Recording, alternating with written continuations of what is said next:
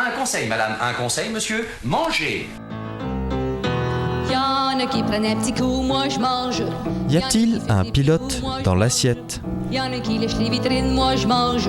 Anne, nous sommes au cœur de l'automne et aujourd'hui, on va parler de cet aliment qui symbolise l'automne. C'est la pomme, évidemment. C'est un fruit mythique. Quand on pense à la pomme, on pense à la pomme dans le cochon, la gueule grande ouverte sur la broche. Mais tu on penses pense à ça, oui, c'est la première image qui me vient. Mais on pense aussi à Blanche-Neige et à toute cette symbolique autour de ce fruit. C'est un fruit mythique. Oui, tout à fait. La pomme, c'est un symbole d'amour, de fécondité, de féminité. Elle a des courbes appétissantes, comme la poire. Mais c'est aussi un symbole de connaissance. On pense à la pomme d'Adam et Ève, le fruit de la connaissance du bien et du mal pour le christianisme. C'est aussi un symbole de sagesse, de pouvoir. On va la trouver dans des représentations où sa forme ronde va évoquer le monde, en fait. C'est beau. On en parle aussi, les pommes d'or du jardin des Hespérides, si je peux me la péter un peu. Mais je t'en prie, pète-toi là. Donc effectivement, c'est un épisode de la mythologie grecque. La quête des pommes d'or du jardin des Hespérides, c'est le 11e des 12 travaux d'Héraclès, ou Hercule pour les latinistes. La légende parle de pommes en or, mais on peut aussi penser qu'il s'agissait d'oranges. Et en parfumerie, on appelle Hespéridés la famille olfactive des agrumes. Ah, c'est rigolo. C'est alors, beau, on n'a pas encore tranché. Pomme ou orange. Peut-être pas, non, mais on peut éventuellement prendre une tranche des deux, pourquoi pas. Allez. Et dans le jugement de Paris, alors ? Oui, le jugement de Paris, autre épisode de la mythologie grecque. Donc, la pomme, c'est un cadeau empoisonné d'Éris. C'est la déesse de la discorde qui était un petit peu vexée et qui a eu envie de jeter un petit peu la discorde chez les dieux. Donc, elle a balancé une pomme au milieu de l'assistance des dieux avec la mention « Celle-là, c'est pour la plus belle ». Et donc, il y a 3 déesses qui la revendiquent, Héra, Athéna ou Aphrodite. Et donc, pour déterminer laquelle la mérite, on missionne Paris, qui est un prince troyen, pour désigner et juger qui va pouvoir emporter la pomme. Il y a Aphrodite qui lui promet l'amour de la plus belle des femmes, à savoir Hélène, et donc ça va donner naissance à l'histoire de l'Iliade et de la guerre de Troie, puisque Paris va aller enlever la belle Hélène. Oh, la pomme est à l'origine de cette guerre de Troie, c'est incroyable. Incroyable. Après, c'est aussi la pomme, ça nous rappelle une petite chanson, une petite comptine. De notre enfance, mais oui, c'est aussi très mignon, la pomme. Il y a la pomme de reinette et pomme d'api rouge. Alors moi, quand j'étais petite, je disais tapi rouge. Et j'ai lu que, en fait, c'est, comme les enfants ont du mal à dire d'api, c'est un mot qui est moins facile pour eux. Effectivement, on leur fait dire tapis. Mais du coup, ça a moins de sens. Voilà, donc pomme de reinette et pomme d'api rouge, pomme de reinette et pomme d'api gris. Alors moi, j'ai pas retrouvé l'origine de la chanson, je suis un peu frustrée. Mais en tout cas, comme je savais pas ce que c'était qu'une pomme d'api, je suis allée voir un petit peu. Et en fait, il s'agit d'une variété de pommes. On a la pomme de reinette. Alors on connaît par exemple la reinette du Canada qui fait de délicieuses compotes acidulées. Et sur le site des croqueurs de pommes, on lit qu'une habitude consistait à appeler reinette toutes les pommes qui sont recouvertes d'un rusting, une roussissure, c'est-à-dire dont l'épiderme est rugueux sur toute la surface. Ah oui, je vois exactement de quoi tu veux parler. Cette association-là, les croqueurs de pommes, tu peux nous en dire un mot ? Alors oui, les croqueurs de pommes, c'est une association d'amateurs qui sont bénévoles pour la sauvegarde de variétés fruitières régionales et qui sont en voie de disparition. Donc ils s'adonnent à la pomologie, du latin pomum, qui veut dire le fruit. C'est une partie de l'arboriculture, c'est la science des fruits comestibles. Donc ça consiste essentiellement à rechercher les variétés existantes, savoir les décrire en utilisant un langage universel, en consignant les us, les coutumes locales et en observant l'adaptabilité au milieu et la résistance aux maladies. Donc c'est passionnant. D'accord, on ira voir. Peut-être tu pourras nous mettre un lien sur le podcast vers cette Le association. site des croqueurs de pommes, bien sûr. Ok. Alors, comme variété de pommes, qu'est-ce qu'on retrouve ? Alors la pomme d'api, c'est une petite pomme d'une variété ancienne à peau rouge vif, mais d'un seul côté, l'autre est vert. Et c'est peut-être pour ça que dans la comptine, on parle de pomme d'api rouge, d'api gris. Oh là là, j'en saurai plus cette fois quand je la chanterai. Et j'avoue que je dirai plus tapis, parce que même à 33 ans, je disais tapis rouge, mais maintenant, je saurai. Voilà, quelles sont les vraies paroles. Donc, on a cette variété-là, on en a combien d'autres ? Oh, plusieurs milliers. D'accord, on fait la liste ? Non, on va pas toutes les citer. Par contre, ce qui veut nous intéresser en cuisine, nous, c'est les propriétés. On a des pommes qui sont croquantes et on a des pommes à cuire. Alors, parmi les pommes croquantes, on a la variété Gala, Elstar, Fuji.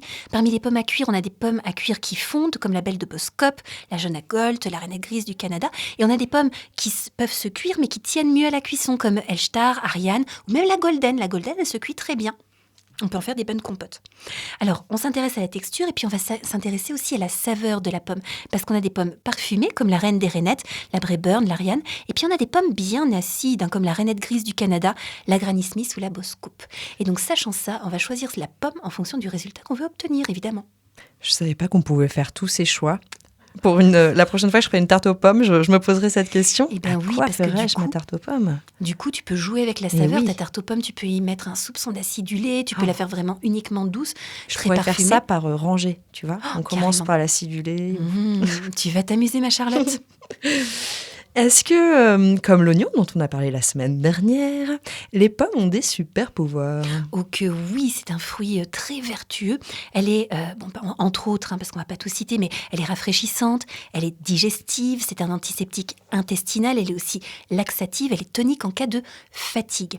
Alors, elle est riche en fibres, notamment en pectine, qu'on trouve en particulier dans ces pépins et qui nous rendent bien des services en cuisine. Et ça en fait un régulateur du transit intestinal. Très bien. Très intéressant, donc à manger dans tous les cas. Dans tous les cas. Alors, c'est vrai que pour moi, la pomme, c'est sympa, hein, mais c'est connoté minceur et un peu ennui. Je te comprends tellement. Alors, c'est pour ça que j'ai besoin de toi, Anne. Est-ce tu pourrais nous donner des recettes gourmandes avec la pomme? Oh, mais avec plaisir, ma chère Charlotte. Alors déjà, pour faire une compote de compète, on va garder la peau et les pépins de la pomme. On va tout cuire ensemble. On va mixer, on va filtrer pour ôter les petits résidus de pépins. Et à ce moment-là, on bénéficie des vitamines qu'il y a dans la peau de la pomme, qui ne sont pas toutes détruites à la cuisson non plus. Et puis, on va bénéficier aussi de la pectine des pépins qui va bien se répandre dans la compote et qui va lui donner une onctuosité sans pareil. Alors, moi, j'aime bien la pomme aussi dans les jus mélangés fruits et légumes. Tu sais, quand on va faire un jus frais, par exemple, il y a un jus que j'aime beaucoup, qui est un jus pomme, carotte, fenouil, auquel j'aime bien ajouter aussi un petit trait de citron vert.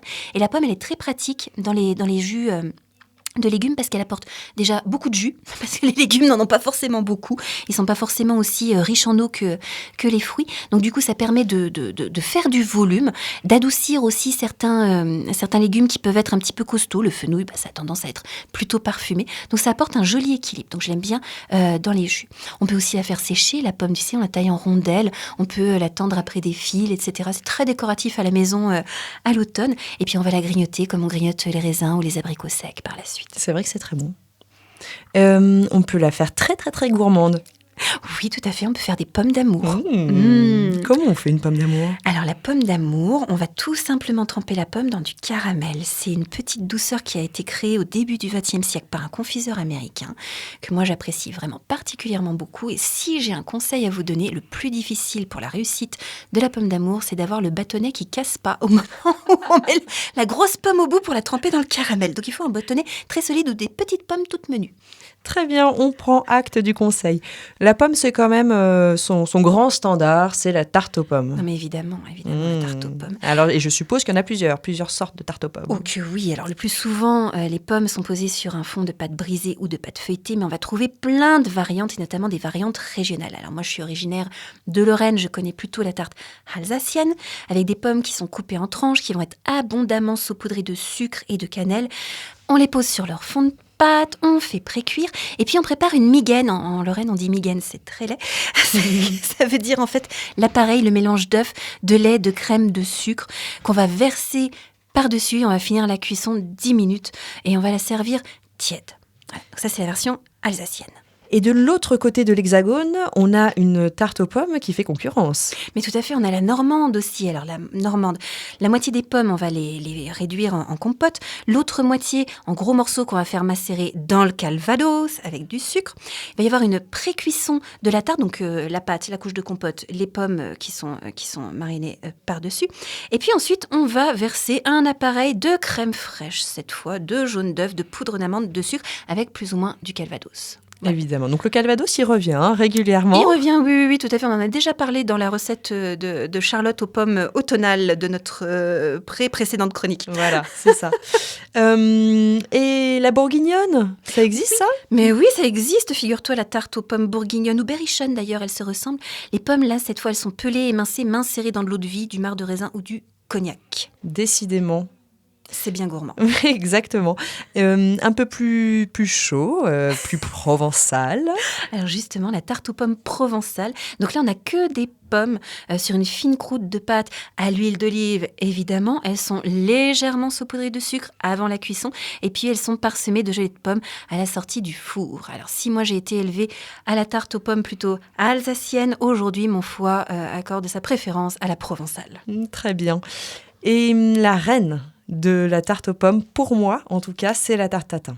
Et oui, la tarte tatin qui est une tarte renversée aux pommes caramélisées. Mais cette tarte-là, elle est à tomber par terre. Et puis, moi, je l'adore avec une bonne louchée de crème fouettée. Mais oui, tout à fait. Et en parlant de tomber par terre, d'ailleurs, le gastronome Kurnonski l'a goûté pour la première fois en 1926 chez les sœurs Tatin, on va y arriver. Et il a inventé l'histoire de la maladresse d'une des sœurs qui aurait fait tomber la tarte par terre en la sortant du four et qui l'aurait ramassée à l'envers. Elle est quand même très maladroite, cette brave dame. Et lors d'un déjeuner de presse chez Maxim's, le célèbre restaurant parisien, la tarte a été servie en dessert aux journalistes qui s'en sont délectés et qui ont gobé en prime l'histoire inventée par Kurnonski et qui a fait depuis le tour du monde, figure-toi. Comme quoi, ça vaut le coup d'être maladroit. Et de raconter des bonnes vannes, parce que ça peut faire le buzz, tu vois, déjà à l'époque. Excellent. Alors, toutes ces recettes, on peut les trouver sur le blog des Mangeurs Libres, je suppose. On peut trouver des recettes sur le blog des Mangeurs Libres. On peut trouver la super recette du jus bien péchu aux pommes, carottes, fenouil. On peut trouver une compote de compète aux pommes et aux abricots secs. Et puis, il y en a plein d'autres. Des pommes au four. On n'a pas parlé des pommes au four, aux noisettes, au chocolat et au caramel au beurre salé parce que je n'arrivais pas à choisir entre les deux. Il y a une super recette de crumble pommes framboises. Il y a un gâteau aux pommes, il y a un blanc mangé aux pommes, un tiramisu aux pommes et aux noisettes. Tout ça, on vous met les liens pour que vous les retrouviez facilement. Super, c'est génial. D'ailleurs, ça me fait penser que les Mangeurs Libres proposent des ateliers cuisine. Enfin, tu proposes, Anne, Oui, puisque c'est toi qui propose ces ateliers-là. Ça se passe à l'Échrennes. Voilà, absolument. Dans mon chez-moi, ma grande cuisine où j'accueille les participants avec bonheur. Et puis, on fait une cuisine donc thématique de saison. Il va y avoir là à l'automne un atelier autour de la pâtisserie à indice glycémique bas, donc des douceurs automnales à indice glycémique bas pour se régaler sans faire du yo-yo à sa glycémie. Très bien, on aura encore une fois toutes les infos sur le podcast en ligne. Merci Anne. Merci à toi très chère et bonne à journée. La semaine prochaine.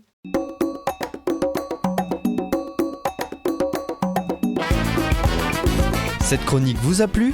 Alors participez-y en posant vos questions à Anne-Claude à l'adresse contact@radioalto.info.